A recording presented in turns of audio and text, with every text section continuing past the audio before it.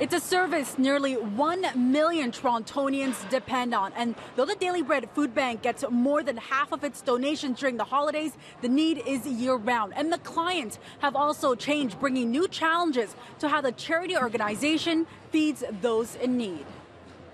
Cost of living is going up, and you're not making enough in any way, shape, or form to be able to afford anything. At what moment did you realize that you needed this service?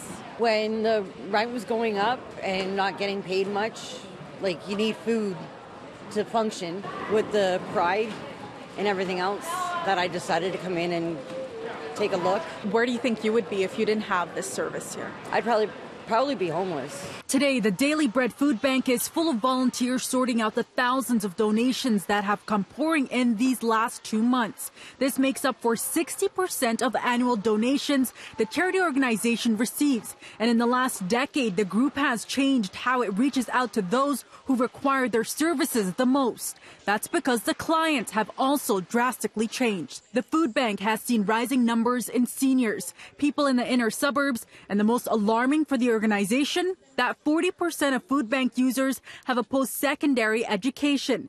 In 2016, there were nearly 906,000 clients. Last year, a significant increase to 990,000.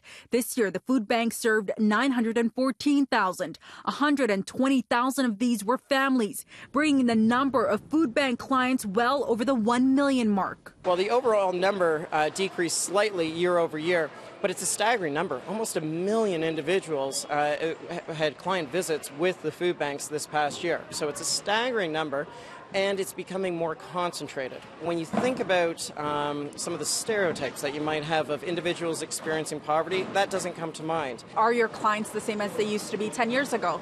No, the clients, by and large, are more educated, and they are more progressed in terms of their age.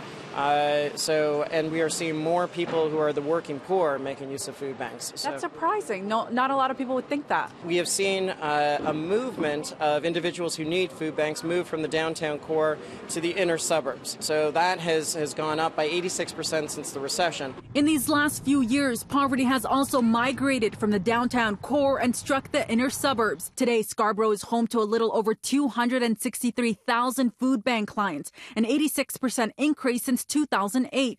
North York has nearly 145,000 customers and saw a 9% increase in that same period, while Etobicoke saw the biggest jump with also nearly 144,000 clients, but a 170% increase in the last 10 years. Poverty has a face, and that face is sitting beside you on the subway or on the bus. It is an individual who might be serving you a coffee at Tim Hortons. And what we are doing is an outward expression of our inward love for each of those individuals. Are those generally areas where people would say that there's a need there? You know, a lot of the areas where you have poverty in the city, it's hidden poverty. It's poverty in our towers. And so you have concentrations of different communities that just need that little hand up. What do you see in the next few years?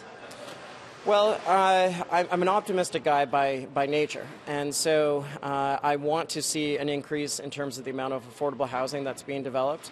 I do see an increase in volunteerism. I see millennials who are saying, I want a tangible exercise. I want to give my time to making a difference. And so that's a positive trend that we are seeing, people getting more and more involved. At the same time, the need is not diminishing. Part of the food bank's mission to feed the hungry year-round is to raise $10 million in cash donations and 10 million pounds of food donations. They're hoping to do this by the end of June. For City News, I'm Faiza Amin.